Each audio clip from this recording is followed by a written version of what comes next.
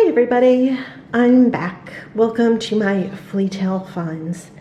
Now in my other two videos I had mentioned that I bought a lot of jewelry from people that hold it, that save it for me, and then I just buy a large group. I went through some of my less expensive pieces and I'm working my way up to the better pieces. I found all of this jewelry in the various bags that I went through, and I went through maybe about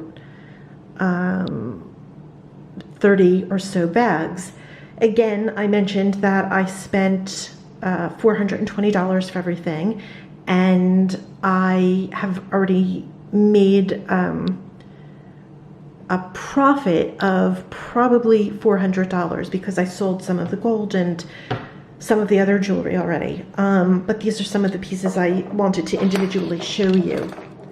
So this is the better jewelry, and some of them, some are vintage, some are newer, but they're desirable, and I keep some of them, some I save and give as gifts, and some I sell, and some I donate. So these two bracelets are by this company called Hip Anima, and they have today's look. It's these sort of crocheted bracelets with the stones in them. There are two of them. This is blues and blacks, and this is blues and sort of tans. Again, they have today's look. So something like this I would probably hold on to and give as a gift to somebody. I thought maybe this was sterling, but I don't think that it is. What's interesting about it is a piece from probably the 1950s or so. It has the moon glow stones in them. They're sort of like a lucite. It looked like silver, but I'm not sure that it is, but it still just has a great look to it. So this is a amber necklace. The thing with the amber necklaces of today is that if they're not like the butterscotch amber, and they're more like this clear amber, you have to be careful whether they're actual amber or not. What you could do is look with a loupe for little like actual insect wings, because remember, amber is like, I think, what do they say, like 1,000,000 years old or something, and the things that you find inside are actually fossilized. So when you look, make sure you're looking, what you see is actually from nature and not just man-made. This has a nice look to it. I just have to investigate it further. There are ways to check for amber, but that's another video. Then I got these Laurel Birch earrings. She does a lot with cat designs.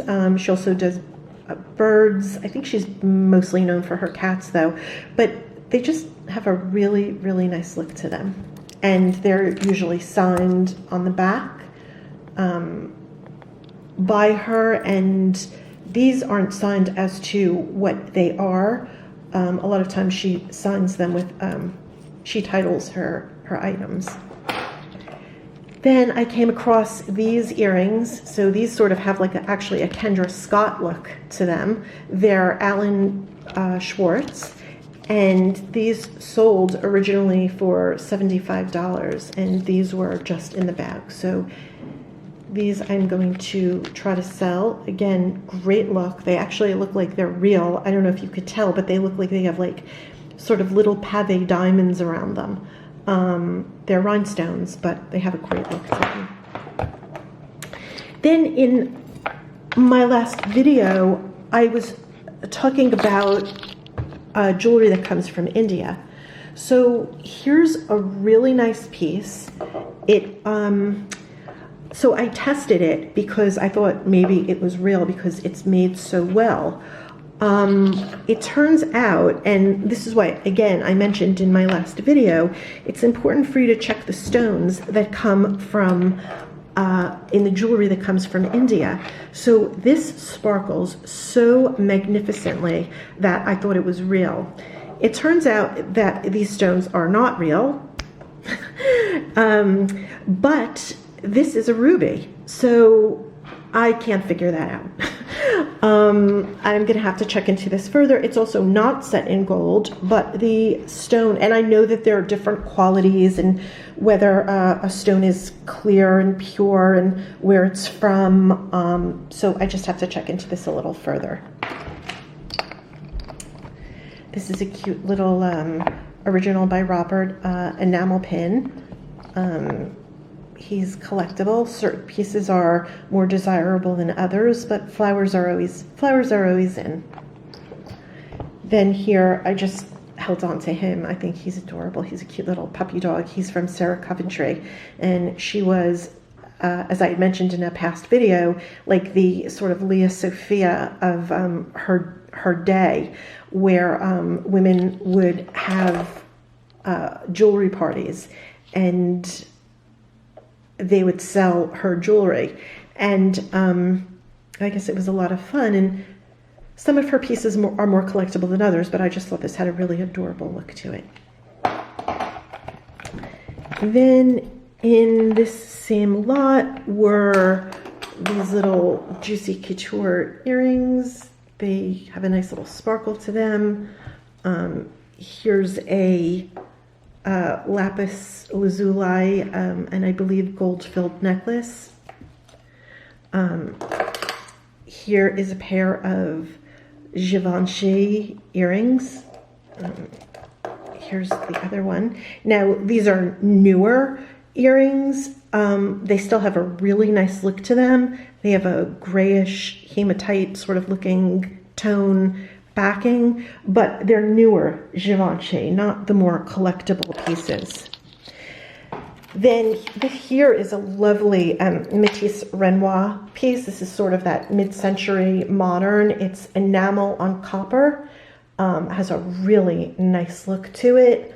Desirable, collectible, and I can see why.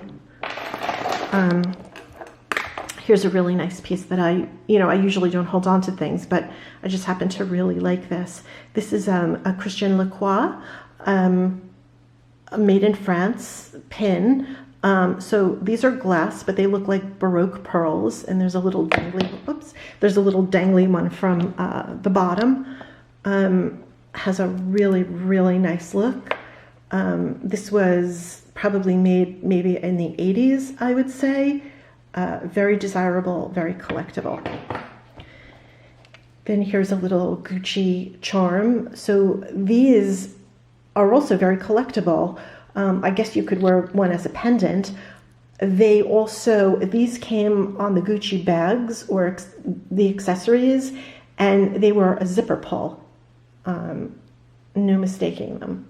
Just very nice, clean lines.